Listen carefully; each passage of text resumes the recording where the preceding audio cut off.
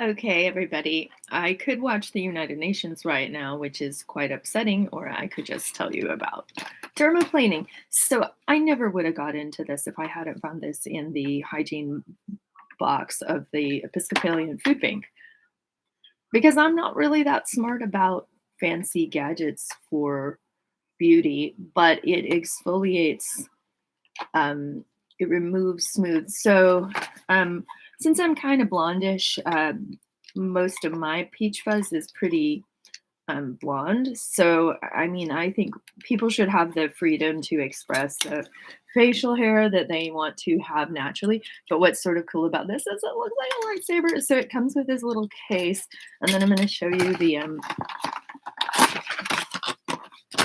so I'm about halfway through the gadgets. I've had it for a while and I don't change them out. Eventually you do notice they're kind of dull. It's not really a blade. It's like a sort of like a textured kind of like comb with sharp edges, almost like razory, but not that sharp. But like for instance, my wild out of control eyebrows that I got from my grandpa Ransom Ang. Well, anyway, so what I really like it for, so here's my lightsaber look, is maybe the UV light does something like to disinfect, we don't know. But I get these like really gross, like cloggy pores. And if you have not noticed, my skin's looking a little better lately because I went back and saw some old vlogs from like 3 years ago, and I was like, what the hell was I eating? I was eating a lot of junk food, and I think the economy has just really kind of caused me to eat like less gross, expensive vegan junk food because vegans can really do really bad, unhealthy junk food too. So basically, it'll pull off the top of the peach fuzz, but it also really exfoliates like clogged pore stuff. So I did this maybe like a week or two ago. So I'm not really. It's not like kind of a touch up, and then. Oh God, do you want to see how gross my pores are? Why not? It's the internet. Everybody can talk about everything now. I watched a really great bunch of autism related videos yesterday, and including one about menstruation. And this girl was just so frank, and she had nice editing, and like she was very funny and cheerful. I was like, I love it that we're just getting to the point where we can talk about things. And then my friend who's over 60 continues to dispute whether or not I'm allowed to talk about condom size. And I'm like, well, why can we talk about our shoe size but not a condom size? And I think it's because it violates the principle that all men think they have enormous penises, and like it's sort of like no, they actually don't. So like let's all stop pretending and like let's just get you a size condom that fits your body. So yeah, because it's otherwise really dangerous to a woman's health. So it's almost like the male ego to assuage their grandiosity is like more important than women's health. And I definitely think we should disrupt that stereotype, and especially in issues of sexual assault, because sometimes you can convince your rapist to wear a condom, or your rapist is afraid of STDs. So um, maybe that's a rare circumstance, and maybe, but if so, yeah, it's almost like having a nice tea selection. You should also be aware of condom size because that could impact your safety or you're contracting a deadly disease.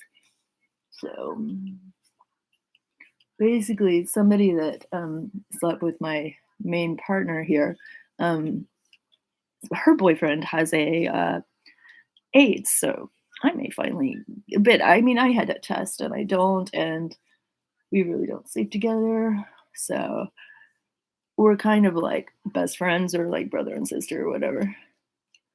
So you see all this like peach fuzz stuff? Oh my gosh, I have a really bad crush on a girl. And guess what? This girl makes out with girls. So I think she's like on the bi spectrum. And I feel like it's much easier to have a crush on a bi girl than it is to have on like a think she's straight kind of girl or a really straight girl. So I'm really excited about that crush. She's so pretty. She's 27. Me being 46, that feels a little like too old. But she's really pretty. Maybe it's more of like a friend type of a crush. But so you see all this stuff. I don't know if you can see the mirror because look at that. Yeah.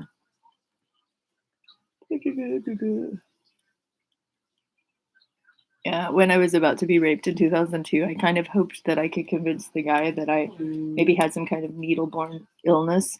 So as he's about to, like, corner me and, like, rape me, I'm just like, "I want heroin," to basically imply that I'm a needle junkie, which I hoped would alert him to, like, "Don't get anywhere near me, rapist," but and then I had this situation with Corey Quince, trying to ram his little micro penis at me, and I'm like, "Dude, like, for one thing, I didn't ask for that. Don't take your clothes off. Don't be like an exhibitionist and gross. And no, I don't even have a condom small enough for that." Which I actually got the Astoria police to write that up. And I'm like, okay, that's heroic. And I feel sorry for those records clerks having to look at that stuff, but it's like real life stuff that happens is sexual predators like putting their hands around your throat and then trying to ram their penis at you. It's pretty freaking gross, whether or not Macintosh believes it. And then, oh yeah, Monica from Lifeboat's all gonna like support the sexual predator, but evidently she did when her daughter was being sexually abused by her husband, and then she's now dating sex offender Monkey, who has been an exhibition that's showing his penis to homeless women, Robert Vanderbilt, and then also beaten up a transgender person, um, and then also leaving the American Legion, and then also isn't the light beautiful? I love how that glowy lightsaber, but also without my glasses, what can I see? Pretty much nothing. Let's see. Okay. Yeah, that's not fun. So, like, this stuff.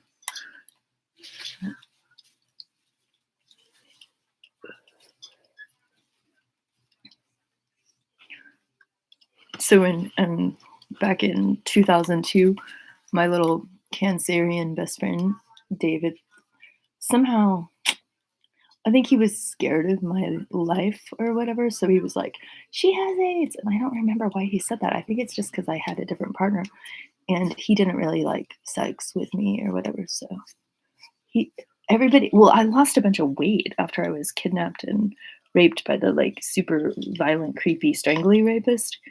Um, so many different types of sexual predators out there in the world, but that was very classic stereotyping. But so then I was like, well, I looked like hell because I was so skinny, and people were all coming up to me, and I'm like, nah, well, okay. Which, fortunately, I was able to fight him off before he could, like, ejaculate. That's good. Fought for my life. And then it finally occurred to me my first rape was probably a roofie rape.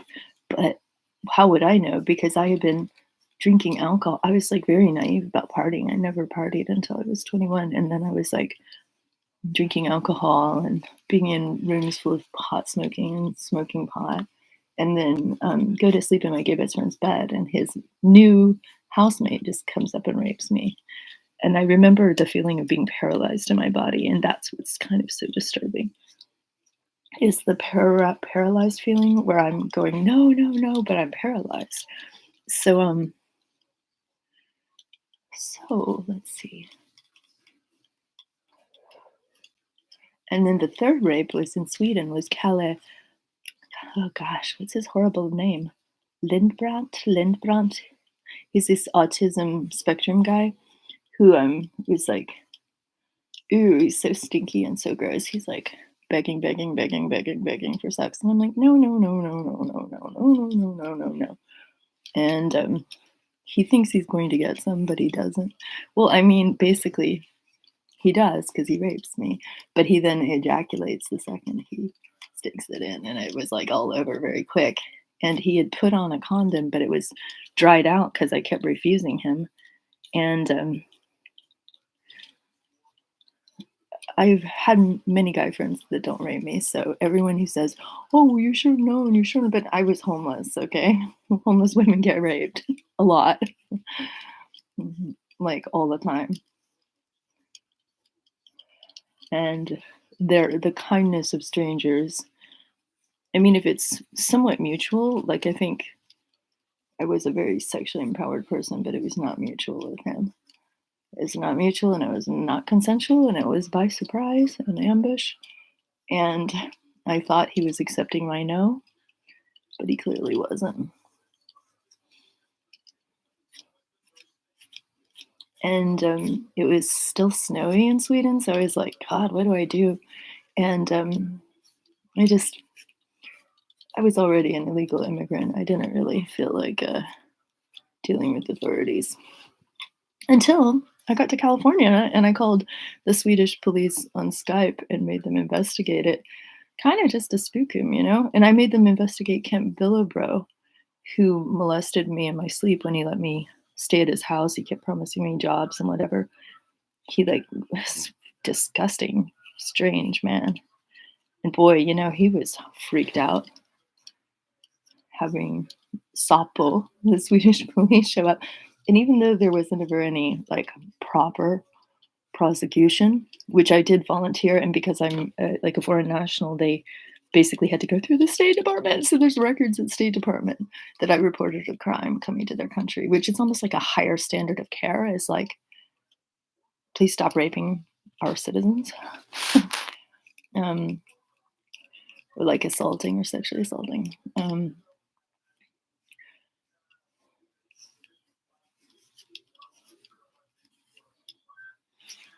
So I was sort of cuddling with Jack, who I really like, but he was all like, "I could have my way with you," and I was like, "Dude, that sounds kind of rapey. Don't say rapey shit."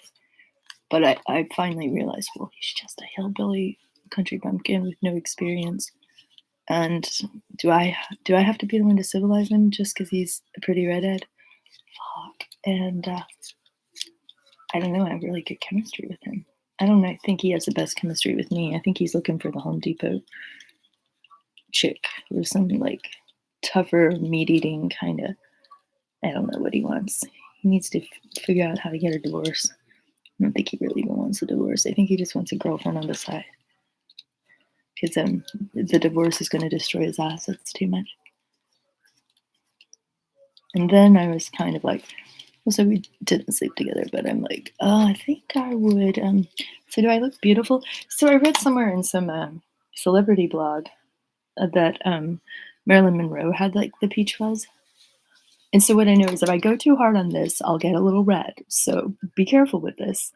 And there's probably like a million other companies, but where I get the peach fuzz the worst is like right around the top of my lips. And it does sort of pull off like the flakes of like whatever little skin crusty stuff. I had an infected eyebrow follicle last week, which I grew my eyebrows all huge and big and bushy, but they're just like a mess from like 20 years of plucking. So I kind of wanted them to heal. So I kind of put my eyebrows on a plucking detox for about a year, and then I'm kind of like, ew, I still don't like how it looks. So I'm never gonna be what's her name, Cara Delevingne with her big eyebrows. That's just not my thing. And somebody was saying you can really date people by their eyebrow style because as people that like came of age in the early 2000s, we're like kind of stuck on thin eyebrows, like 1940s style. But anyway, oh yeah.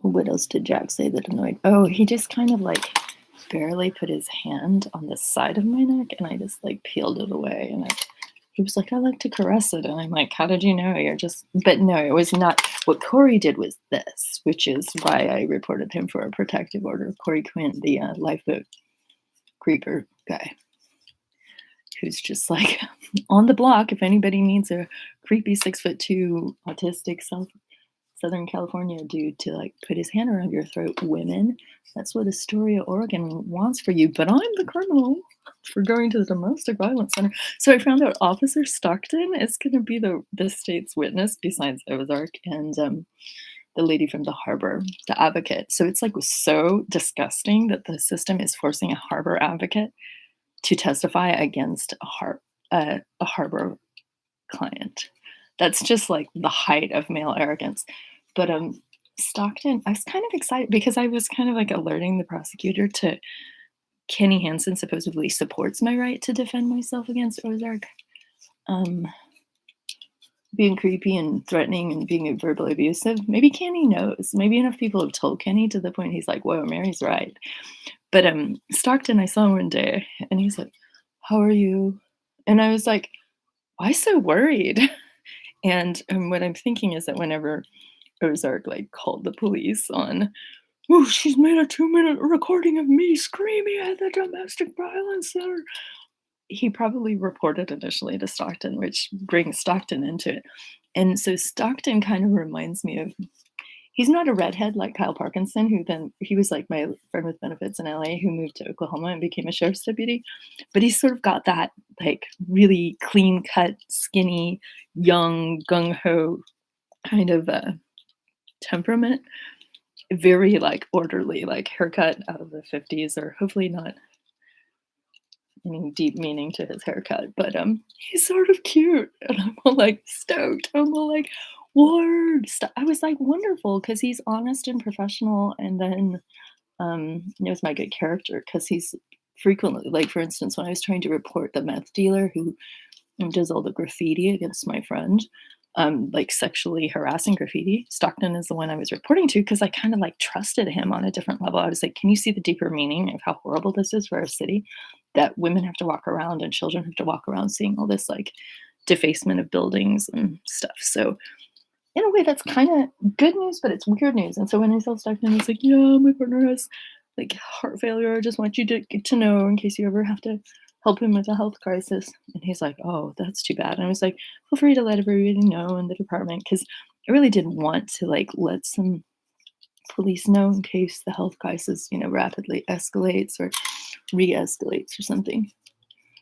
But Stockton, right after, as it all was going down, like where I'm supposed to feel like paranoid that I'm like under investigation, he does this like weird like hand wave thing, like he's seeing a ghost. And I'm like, well, basically, this is like being ambushed by men for going to a domestic violence center.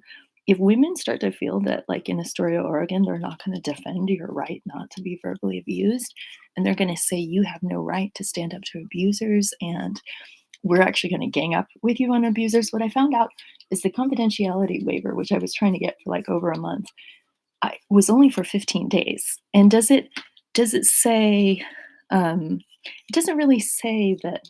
It's just kind of like Ozark is really pushing his limits with the harbor to try to prosecute their client when they clearly don't want their client prosecuted for trying to get a clothing voucher. And they don't have the same animus towards me.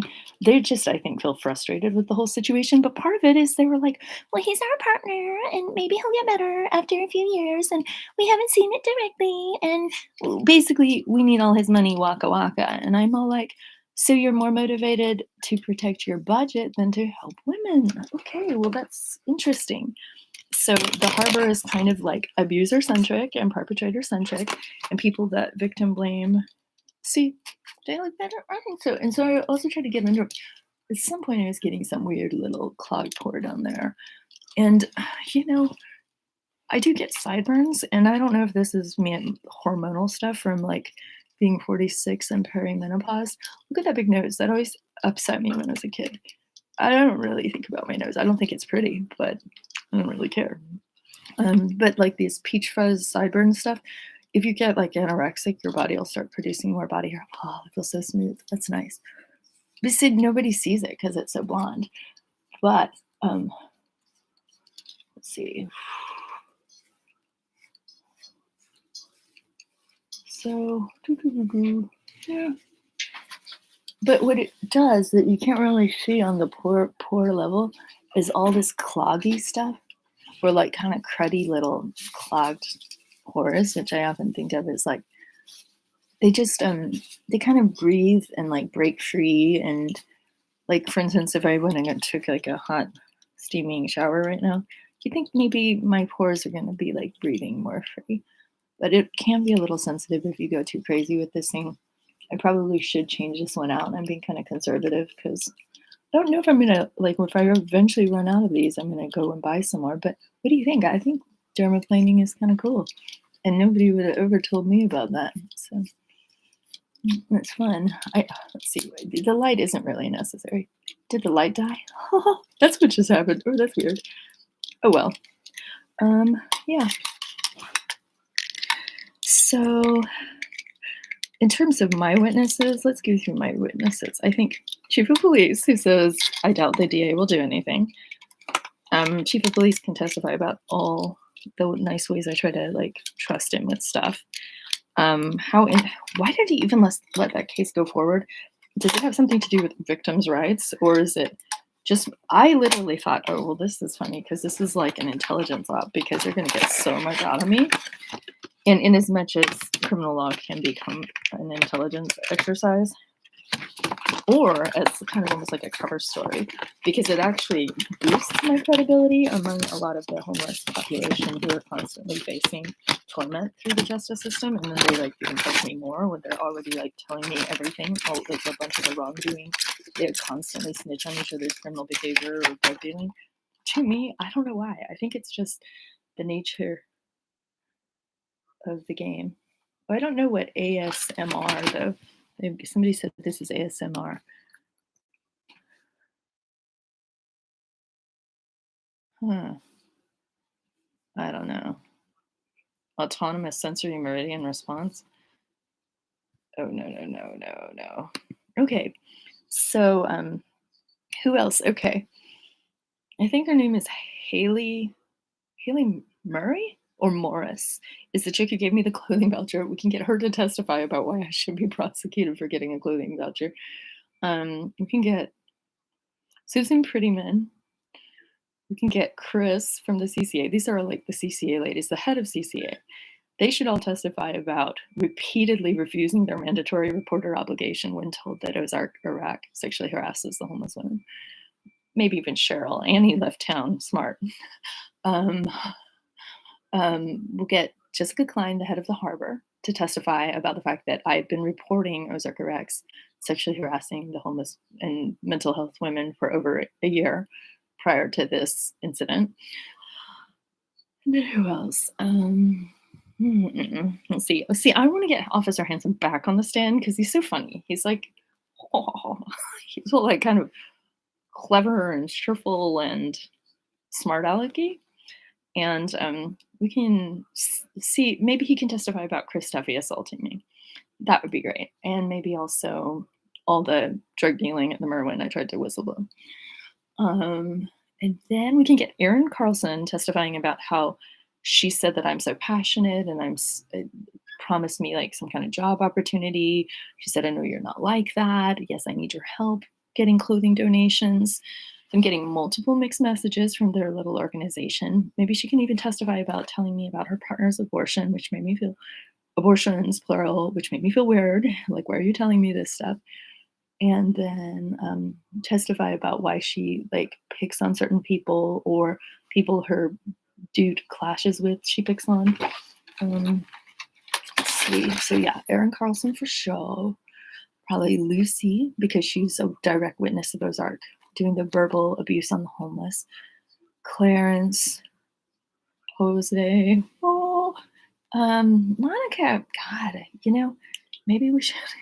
I mean, I probably could get 20 people up there. Oh, Chris Crone. Fucking hell yes. We're going to get Chris Crone on the stand. See, the thing is, I'll probably never put it on the stand. They'll never put this show on because it would just be too gory.